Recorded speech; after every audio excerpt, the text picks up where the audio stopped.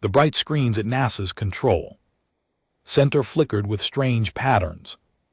Alan Freeman rubbed his tired eyes. For 3 days, these odd signals had been coming from somewhere near the moon. No one could figure out what they meant. "Try the new decryption program," said Alan to his team. His fingers tapped nervously on the desk. Something about these signals felt different from the usual space noise. The computer beeped.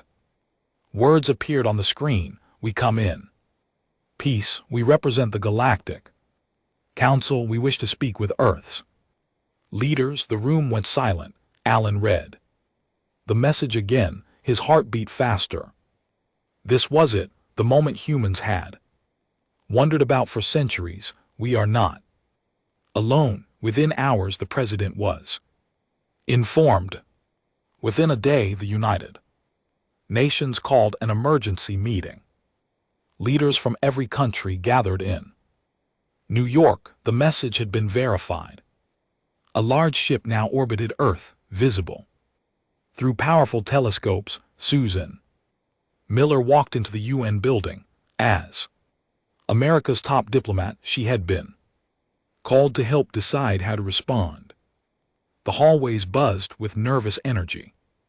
Some people looked excited, others terrified. Inside the main chamber, world leaders argued. General Frank Dawson stood at the podium. "We must prepare our defenses," he said firmly. "We know nothing about these aliens or their intentions. They could be here to conquer us." Susan waited for her turn to speak. When she approached the podium, the room quieted. "We should respond peacefully," she said.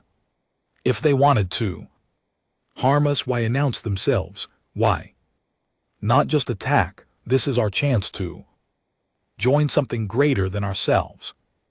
The debate lasted hours. In the end, they decided to respond with a message of peace and openness. Susan would lead a team to represent Earth. The aliens replied quickly. Their message appeared on screens around the world. "We are pleased by your response. The Galactic Council oversees relation between 317 spacefaring civilizations.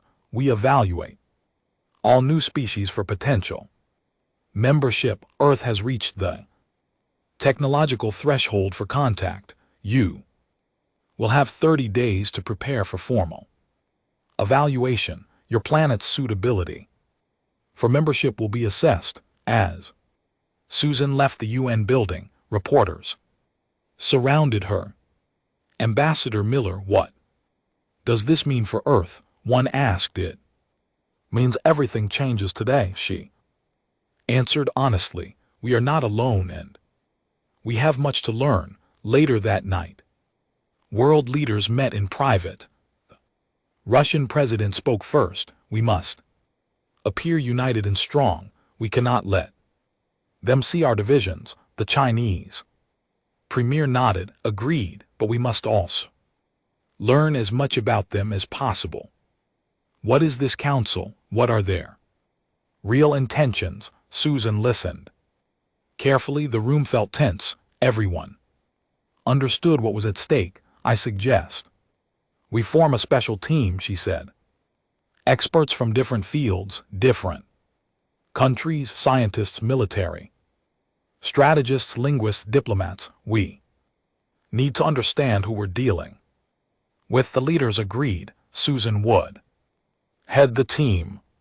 They would have 30 days to prepare Earth for the most important test in human history. That night, Susan couldn't sleep. She stood at her window, looking at the stars. Somewhere up there, the council ship waited. Were they watching, judging already? What standards would Earth be measured against? In her hand, she held the official notification. "Earth Representative Susan Miller, you have been selected to present your species to the Galactic Council. Prepare your team. The future of your world depends on your performance." The weight of billions of lives rested on her shoulders. Susan took a deep breath. Tomorrow she would begin assembling her team. Earth would put its best foot forward. Humanity's place in the galaxy would be decided soon, and Susan was determined that Earth would not be found wanting. Susan set up her team's base in a large office building in Geneva. She had picked the best minds from around the world. They had 28 days left before the council's evaluation. Olivia Harrison arrived first. The young physicist had 3 degrees and a reputation for thinking outside the box. She carried a tablet filled with data about the alien ship. The readings don't make sense, Olivia said, showing Susan her screen. Their ship uses an energy source that breaks our laws of physics, or they're hiding their real technology from us. Peter Carter walked in next. The military analyst had a serious face and quick eyes that missed nothing. Their ship has weak spots in its defensive structure, he said quietly. If they wanted to intimidate us, they would have hidden these flaws. By noon, the whole team had arrived. Daniel Wright, a linguist who spoke 15 languages, studied the aliens' messages. Catherine Morgan, an anthropologist, researched cultural contact patterns. They worked day and night trying to understand what they faced. On the 5th day, Daniel made a breakthrough. Look at this, he said, pointing to his computer. There are hidden patterns in their language. When I analyze the gaps between their words, I find another message. The team gathered around. Daniel explained, they're testing us already. The hidden message gives details about the council races. Catherine leaned forward. What does it say? It mentions 7 main species in the council and something else interesting. They classify Earth as a death world. Susan frowned. What does that mean? Olivia jumped in. I've been analyzing the data they sent about their home worlds. Their planets have lower gravity, less radiation, and more stable climates than Earth. They evolved in safer environments. Peter nodded slowly. So to them, we developed on a dangerous planet. That might explain their caution. The team worked harder. As the days passed, they learned more about the council races, the very tall beings who ran the council's administration, the Marek strong security forces, the Zenith brilliant technologists, the Quarian skilled diplomats, the Drell scientific researchers, the Talgos keepers of history, and the mysterious Erodani, who founded the council long ago. 2 weeks before the deadline, Catherine made another discovery. I've been studying how the council interacts with other species. She said they have a pattern. They only accept races they consider safe or controllable. Species with too much potential are often rejected. Susan looked troubled. So this isn't really about membership. It's about assessing if we're a threat. Exactly, said Peter, and there's more. I found evidence they've quarantined or even eliminated species they deemed too dangerous. The room grew quiet. The stakes were higher than they had imagined. Olivia spoke up. They don't understand humans. We adapt faster than they expect. Our technology is advancing at a rate that would alarm them if they knew. Daniel added, and from analyzing their language patterns, I can tell they value stability over innovation. They fear the unpredictable. Susan stood up and walked to the window. Outside, people went about their lives unaware of how much danger they might be in. We need a new strategy, she said finally. We can't just try to impress them. We need to show them humanity deserves respect without revealing everything we're capable of. Peter nodded. A careful balance. We have 2 weeks. Susan said, let's prepare for every possible test they might give us, and let's make sure Earth stands united when they arrive. The team returned to work. With new purpose, the countdown continued. In 14 days, the fate of humanity would hang in the balance, and they were the only ones who truly understood what they were up against. The day arrived. A massive ship larger than any human vessel appeared at the edge of the solar system. It moved slowly toward Earth, stopping near the moon. It was 10 times bigger than anyone expected. Susan and her team watched from the viewing deck of the ISS Harmony, Earth's newest space station. They had been sent up 2 days ago to meet the council representatives. It's beautiful, whispered Catherine as the alien ship came into view. The vessel glowed with soft blue light.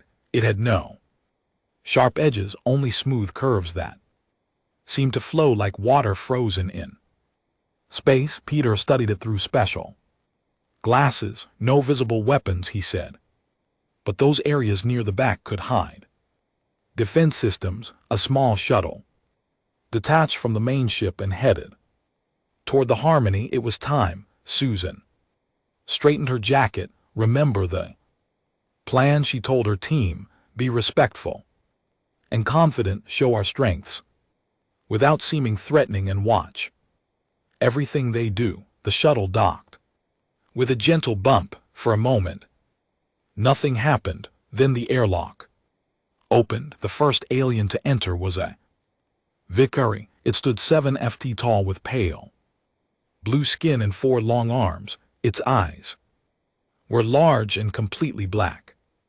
Greetings, humans, it said in perfect English. I am First Administrator Kell.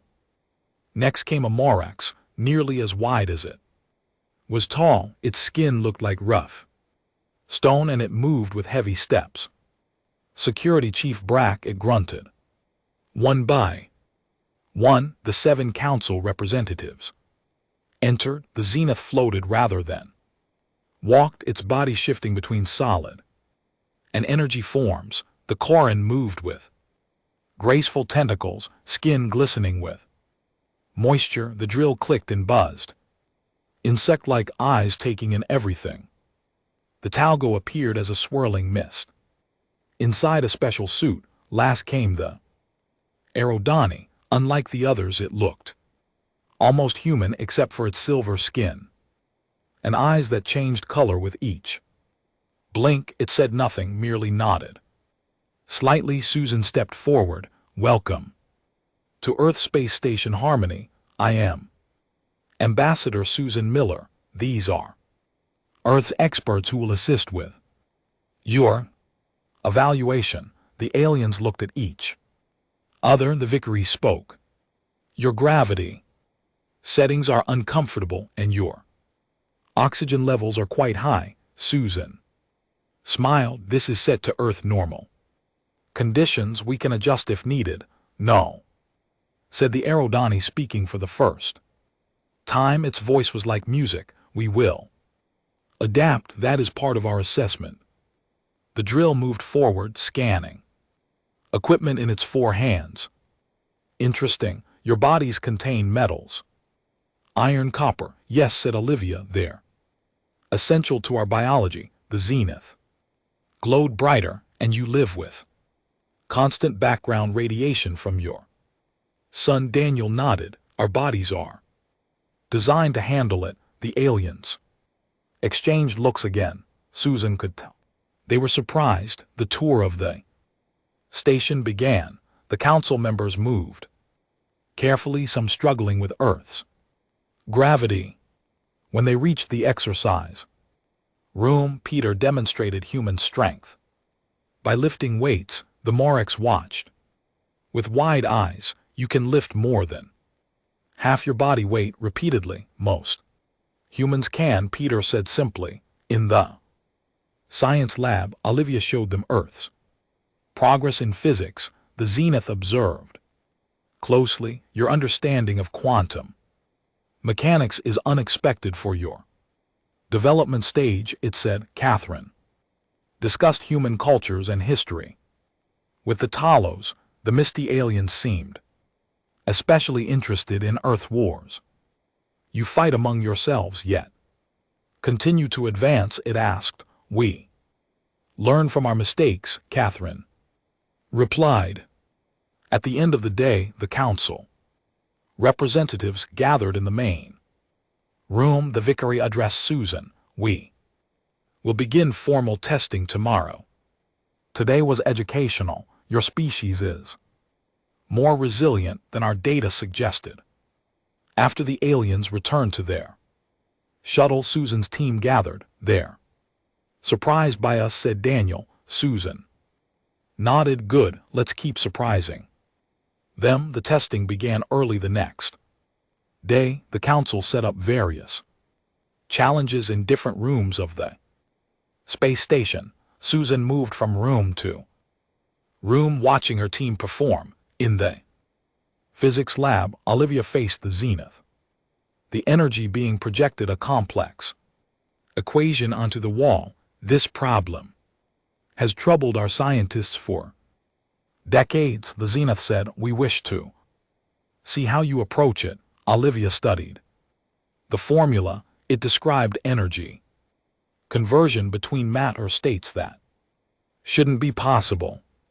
She worked quickly, her mind finding connections the aliens had missed. The issue is here, she said, pointing to part of the equation. You're assuming energy must remain in the same dimensional plane. What if it shifts slightly between planes during the conversion? The Zenith glowed brighter, its light pulsing rapidly. That is not something we considered. In another room, Danielle worked with the drill on language patterns. The insect-like alien showed him ancient council texts. These lost dialects have puzzled our historians. The drill clicked. Some passages remain untranslated. Daniel spotted patterns others had missed. Where the aliens saw separate language families, he saw connections. Within hours, he had created a translation key. The missing words are ceremonial terms, he explained. They changed based on social status, not just meaning. The drill's antenna twitched with surprise. Catherine worked with the Talos on cultural understanding. The gaseous alien presented conflicts between council races that had lasted centuries. Morax and Quarrens have disputed this mining territory for 300 years. Talos explained. Catherine studied the situation and identified what the council had overlooked. Both species value different things about the territory, she said. The Morax want the minerals, but the Quarrorians value the territory's location for navigation. They could share it easily if each recognized the other's primary interest. The Talgo swirled faster in its containment suit. Such a simple solution. Yet it escaped notice. Peter faced the toughest challenge with the Morax. The stone-like alien presented a tactical simulation involving defense of a space station against attackers. Our best security commanders take 6 units to resolve this scenario, the Morax said. Proudly, Peter studied the simulation, then quickly began moving pieces. He didn't follow the expected patterns. Instead, he used strategies no council race had considered. He finished in half the expected time. The Morax's rocky face showed no expression, but its voice sounded strained. Your approach was unusual. Throughout the day, Susan noticed the council members talking among themselves more frequently. They seemed unsettled by the human performances. In the final test of the day, the council created an emergency scenario. They flooded a section of the station with heat that would be uncomfortable but not dangerous to humans. Your task is to retrieve these sample containers without damage.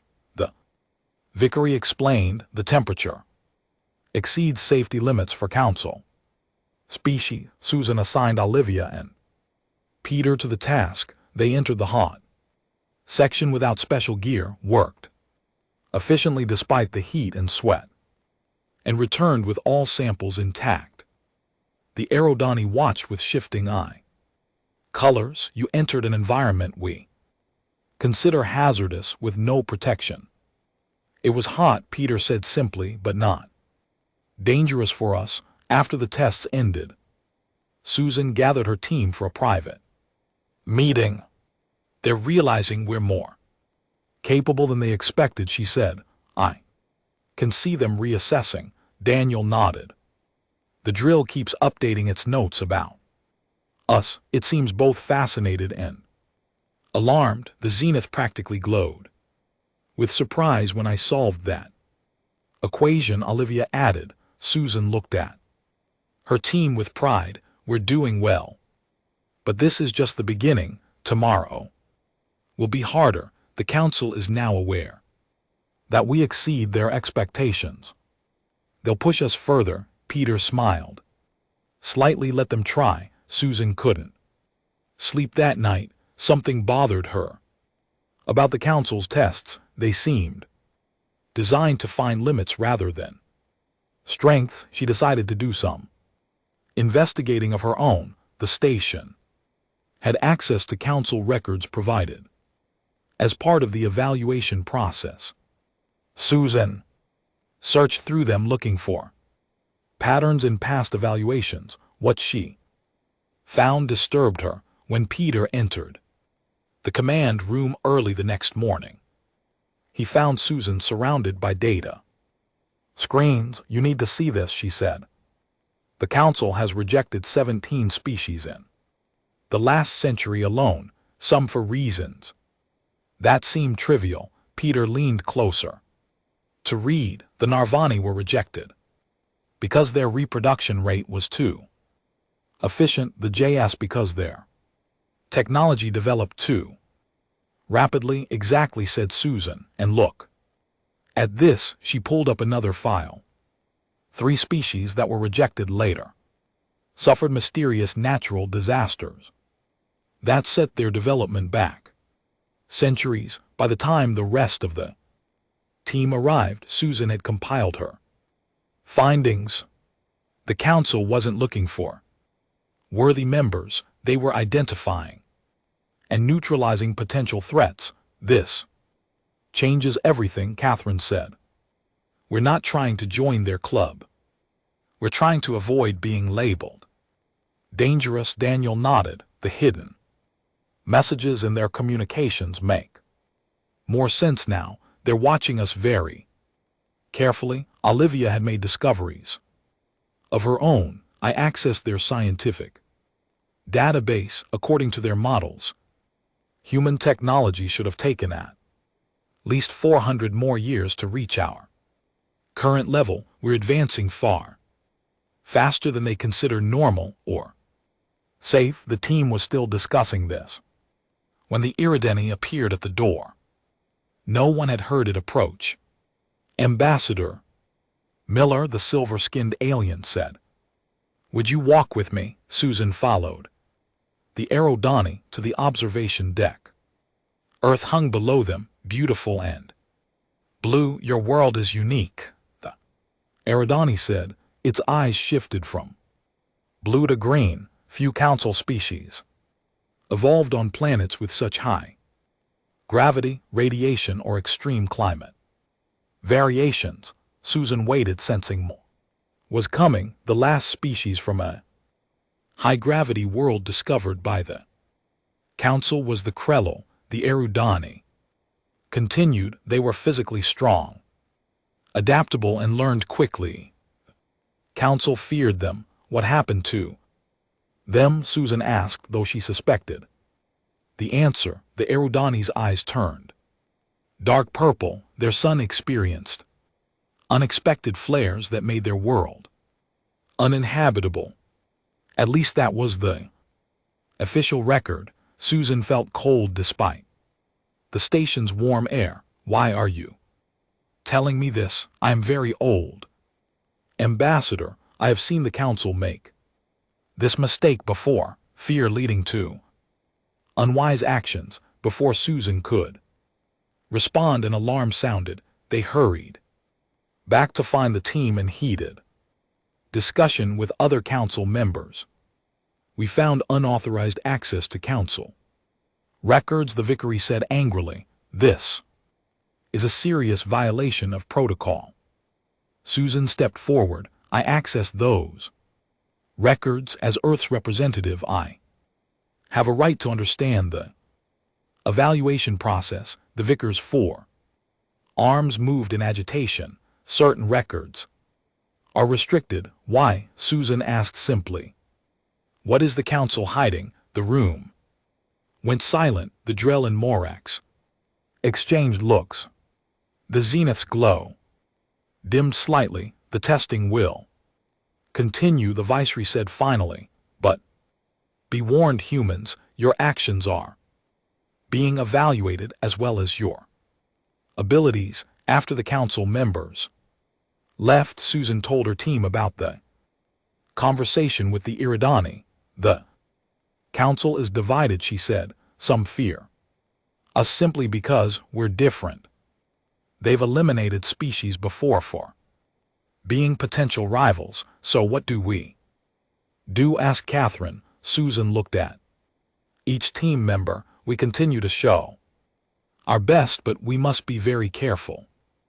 We need to prove we're valuable without seeming threatening, and we need to prepare Earth for the possibility that the council might see us as a problem to be solved rather than a potential member. Peter's face hardened. I'll contact Earth security forces quietly, and I'll keep working on understanding their technology, Olivia added. Susan nodded. The stakes had just gotten much higher. The next day, the council announced a new set of challenges. These would be much harder than before. We wish to see how humans handle impossible problems, the vicar stated. Its four arms held different testing devices. These are tasks that even council members struggle to solve. Susan nodded confidently, though inside she felt worried. Her team gathered around her. They're trying to push us to our limits, she whispered. Remember, our goals show competence without seeming threatening. The team split up for their individual tests. Peter faced the Morax in a security simulation. The stone-like aliens set up a scenario involving protecting a space station from multiple attacks. Our best security teams require a full day to create a defense plan. The Morax said. You have 3 hours. Peter studied the simulation. Instead of following standard military doctrine, he created an approach no council race would consider. He positioned defensive units in seemingly random patterns that actually created overlapping zones of protection. He finished in 2 hours. The Morax reviewed his work with widening eyes. This approach is unorthodox but effective. Olivia worked with the Zenith on an energy problem. The glowing alien challenged her to improve the efficiency of a power system. This design has been standard for 300 council years. The Zenith explained. Small improvements have been made, but the basic structure remains optimal. Olivia studied the system, then completely reorganized its flow patterns. She created a design that used the system's own waste energy in new ways. With this approach, efficiency increases by 37%. She explained. The zenith glow pulsed. Rapidly, this should not be possible. Daniel faced the drill with ancient texts that even council linguists had failed to translate. The insect-like aliens seemed certain Daniel would fail. These writings from extinct species have resisted analysis for centuries. The drill clicked. Daniel worked systematically, finding patterns where others saw only random marks. By day's end, he had created a translation framework that decoded the basic meaning. The text describes star navigation methods. Daniel explained. The symbols represent star positions relative to the writer's home world. The drill's antenna twitched constantly. Remarkable insight. Catherine had perhaps the most surprising challenge. The Quarian diplomat asked her to help resolve a real dispute between two junior council races. They have argued over trade routes for decades, the tentacled alien explained. Perhaps fresh eyes will see what we have missed. Catherine studied both sides carefully.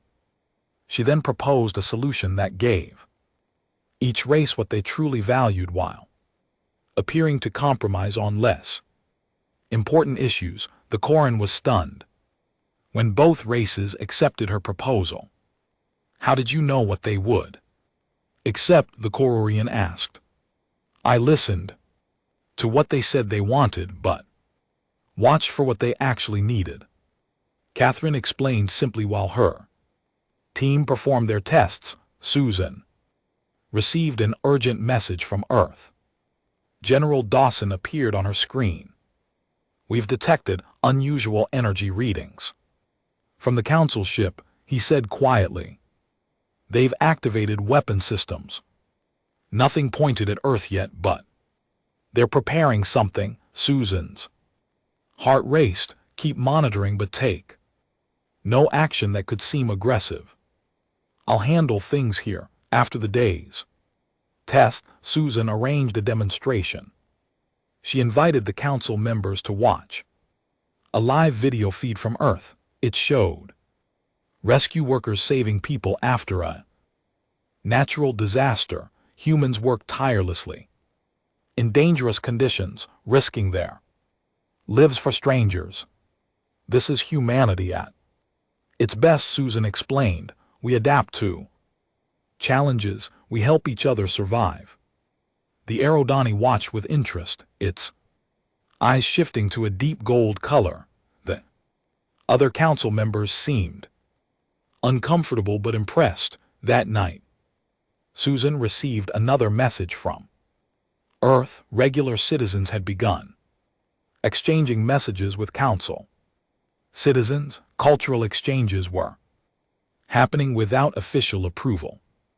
Humans were forming connections that bypassed the formal evaluation process entirely. Susan smiled. Humanity was doing what it did best, finding unexpected ways to connect and adapt.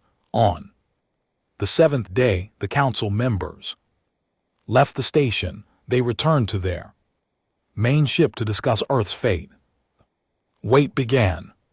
Susan paced the observation deck, watching the huge alien vessel hanging silently in space. Her team joined her, each lost in their own thoughts. What do you think they'll decide? Catherine asked, breaking the silence. Susan shook her head. I wish I knew. We've shown them our abilities.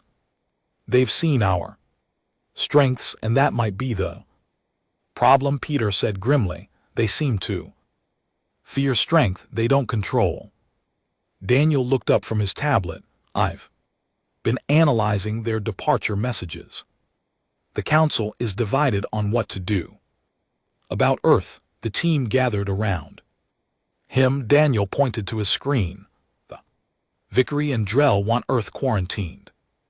They used words like unpredictable and potentially destabilizing to describe us. Susan wasn't surprised. The administrator and scientist had seemed the most uncomfortable with human capabilities, the Zenith and Quarrens. Argue for limited engagement, Daniel. Continued, they see value in trade and scientific exchange. Olivia nodded. That makes sense. The Zenith was impressed by our technical innovations, even if they worried them. The Talgos remains neutral but fascinated, Daniel said. They keep referring to human history as unusually dynamic. What about the Morax? Peter asked. They're split. Some fear our military potential, others respected, and the Aerodani. Susan asked. The ancient alien had remained enigmatic throughout the evaluation. Daniel frowned. Nothing clear. They speak very little in these messages. Hours passed with no word from the Council. Susan received updates from Earth.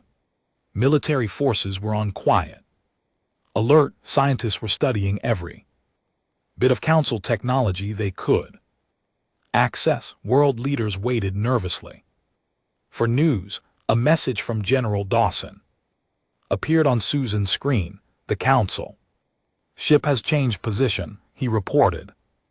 They've moved to a location where their weapons would have clear firing lines to major Earth cities. They're still powered down, but the positioning concerns us. Susan felt a chill. Were they preparing for the worst? We've updated our defensive plans, Dawson continued. If they make an aggressive move, we can respond, not with equal force, but enough to show we won't be easy targets. Susan thanked him and ended the call. She didn't share this news with her team yet. They had enough to worry about. Late that night, Susan stood alone on the deck. Earth shone below, beautiful and fragile. A movement caught her eye. The Aerodani had appeared beside her. Your people have surprised the Council, the silver alien said. Its eyes shifted between colors. Is that good or bad? Susan asked. Both. Change always brings fear and opportunity together. The Aerodani gazed at Earth. The Council was formed to bring order to the galaxy, but order without growth becomes stagnation. What will the Council decide? The Aerodani's eyes settled on a deep blue. The majority view is that Earth is too dangerous for full membership. You will be offered probationary status with many restrictions. Susan felt her heart sink. Restrictions on travel, technology, development, self-defense, all of those for your safety and others, they will say. Susan straightened her shoulders. Earth won't accept being treated as a lesser world. The Aerodani's eyes flashed gold. No, I don't believe you will. Before Susan could ask more questions, the alien departed as silently as it had arrived. Susan called her team together. Immediately, they gathered in the secure meeting room, faces serious as she explained the situation. So they'll offer us a bad deal, and if we refuse? Peter let the thought hang unfinished. We need a response, Susan said. Something that will make them reconsider.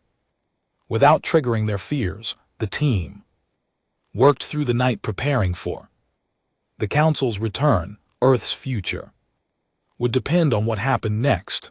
The Council returned to the station the next morning. They moved with formal precision, taking their places at the large meeting table. Susan and her team sat opposite them, faces calm despite their lack of sleep. The Vicar spoke. First, the Galactic Council has reached a decision regarding Earth. After careful consideration of your abilities and potential, we offer Earth provisional status. The aliens' four hands placed a document on the table. This agreement outlines the terms. Earth will receive limited access to Council technology. In exchange, humans will Restrict space travel to your local system. All weapons development will be supervised. Population growth will be monitored. Susan didn't touch the document, and if we refuse these terms, the Vicari's black eyes showed no emotion, then Earth will be classified as a quarantined world. No contact with other species will be permitted for the safety of all. The room fell silent. Susan looked at each council member, then stood slowly. Members of the Galactic Council, I thank you for your evaluation of Earth. We have learned much about you as you have about us. She walked around the table, hands clasped behind her back. Earth must respectfully decline your offer of provisional status. The council members shifted in surprise. The drill's antenna twitched rapidly. The Morex leaned forward with a heavy sound. This is unwise, the Vicary said. The protection of the council. Susan raised her hand. We do not reject the council itself. We reject the terms offered. Earth will not accept second-class status in the galaxy.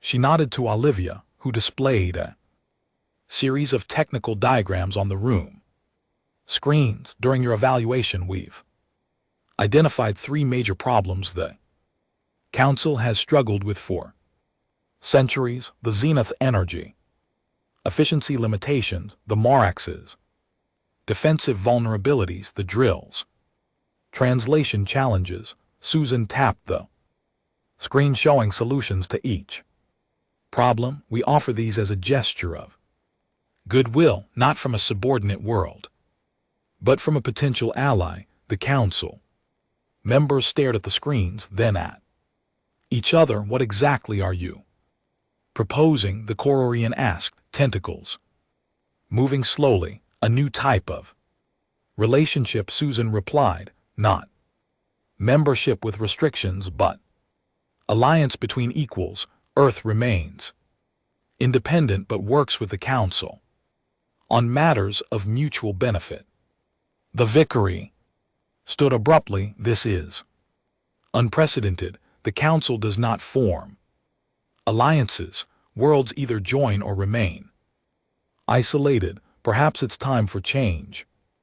Susan said simply, you fear our differences, but those differences could help the council solve problems you've faced for generations. The council members began talking among themselves in their own languages. Some sounded angry, others thoughtful. The debate grew heated. Then the Aridani stood. Room immediately fell silent. The ancient alien rarely spoke, and never without purpose. I support the human proposal, it said, eyes glowing gold. The council was not created to enforce stagnation, but to ensure peace and progress. These humans offer a new path forward. The Vicary turned all 4 arms outward in a gesture of frustration. They are unpredictable, dangerous, yes. The Aerodani agreed, and that is precisely what makes them valuable allies rather than controlled subjects. The debate continued for hours. Finally, the council asked for time to reconsider their position. They returned to their ship, taking the human proposals with them. 3 days later they returned with a new offer, not membership but a formal alliance. Earth would remain independent but work with the council on scientific, cultural, and security matters as equals. When Susan transmitted the news to Earth, celebrations erupted worldwide. Humanity had stood its ground and earned respect, rather than accepting charity or control. As the council prepared to depart, the aerodynamic approached Susan. One last time. You have changed the course of galactic politics, Ambassador Miller, it said, eyes shifting through rainbow colors. For the first time in 10,000 years, the council faces Something truly new. Susan smiled. That's what humans do best. We adapt, we innovate, and we never stop surprising. The Aerodani's eyes settled on bright gold.